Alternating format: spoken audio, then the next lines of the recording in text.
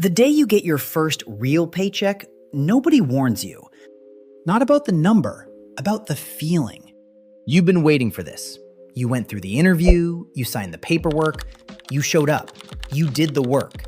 And now it's payday, and you open your account, and you see the deposit, and you feel something complicated. Not just happy, not just relieved, something smaller than you expected. A little confused, a little deflated. Like the math isn't adding up the way you planned it would.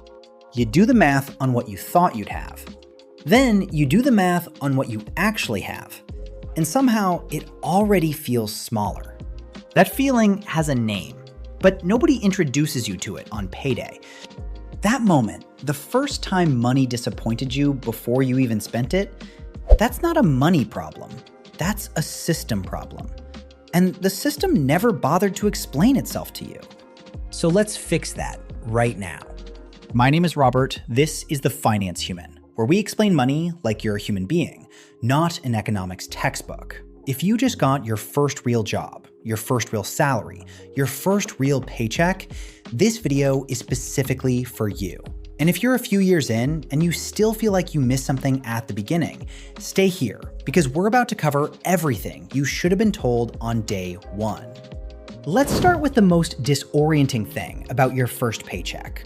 Your salary is not your income. Read that again.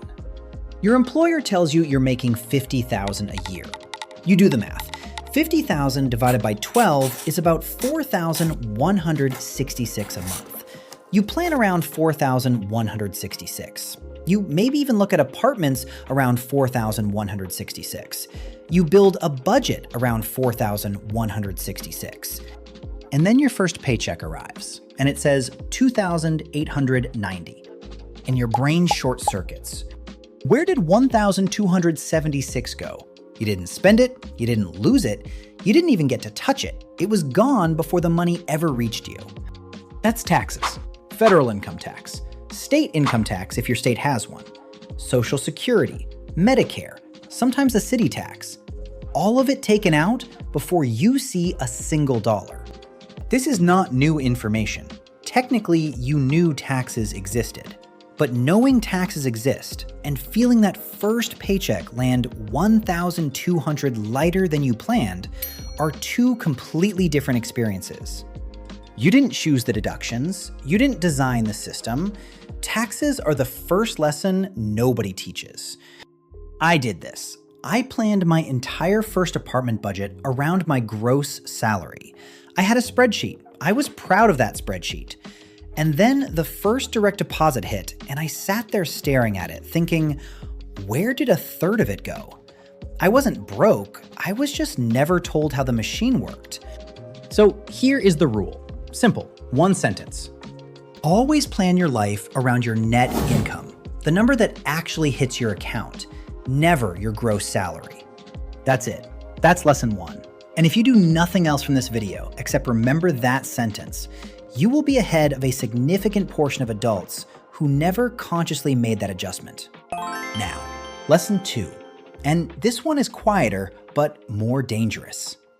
Your first paycheck creates a new identity. Not intentionally, not dramatically, just quietly in the background. Your brain registers this new income level as your normal. And normal is powerful because once your brain decides something is normal, it starts spending toward that normal. New apartment, new car, better groceries, nicer clothes for work, dinner out more often, a gym membership you've been putting off, subscriptions you never had before, furniture that isn't from a garage sale. None of these things are wrong. All of them are human, and all of them add up to a lifestyle that within 6 to 12 months will consume your entire paycheck. Your lifestyle is hungry, always has been, and your lifestyle will expand to fill every dollar you give it. Give it room. It takes room every time. This is not a character flaw. This is not weakness. This is how humans have always worked. We adapt to our environment and we upgrade when we can. The problem is not the instinct.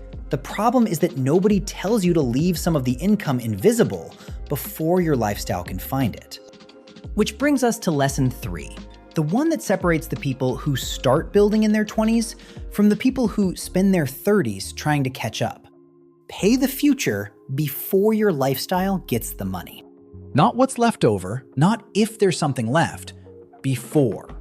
Here's what happens when you pay yourself last, which is what almost everyone does by default. You get paid, you pay rent, you pay your car, you buy food, you go out a few times, you cover something unexpected, and at the end of the month, if anything is left, maybe you save it. Maybe you tell yourself you'll save more next month. Next month arrives, same cycle, nothing left. Then a year passes, and you realize you've been making real money for 12 months, and you have almost nothing to show for it financially. Not because you wasted it, not because you were irresponsible, because your future was always last, and last means optional, and optional means it doesn't happen. The fix is boring, but it works. The day after your paycheck hits, automatic transfer, small amount, separate account, somewhere you don't look every day. Doesn't matter how much, 50 is fine, 25 is fine. The amount is not the point. The point is the sequence.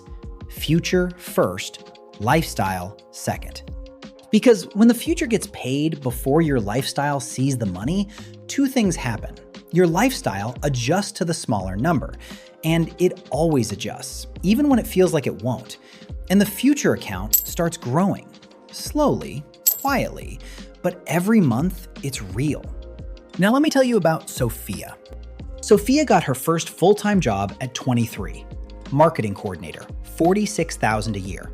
She was excited. She'd been in school for 4 years. She was ready to actually have money. First paycheck, $2,650 take home. She'd expected closer to $3,200. It stung a little, but she adjusted her budget. Her coworkers were talking about moving into a 2-bedroom apartment together. Nice place, $1,800 a month split 2 ways. Sofia ran the numbers. It felt tight, but doable. She signed the lease. 3 months in, Sofia realized she had $80 at the end of every month. Some months less. 1 month she had nothing and put groceries on a credit card. She wasn't irresponsible. She wasn't reckless. She just had no margin. Every dollar had a job. There was no room for anything unexpected. Then Sofia did something that felt almost stupidly small. She set up a $40 automatic transfer every 2 weeks into a high-yield savings account she named Untouchable. The transfer happened the day after her paycheck hit, before she could think about it, plan around it, or spend it. First month was uncomfortable. She had $80 less. She felt it. But she didn't cancel it. 6 months later, the Untouchable account had $480. It wasn't a lot, but it was the first time in her adult life she had money that felt different from the rest. Money that wasn't assigned to anything. Money that was just hers.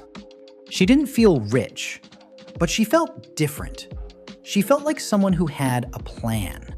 And I keep thinking about why that feeling, just having a plan, matters so much more than having a lot.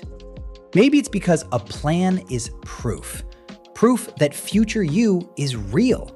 Proof that you're not just surviving the present.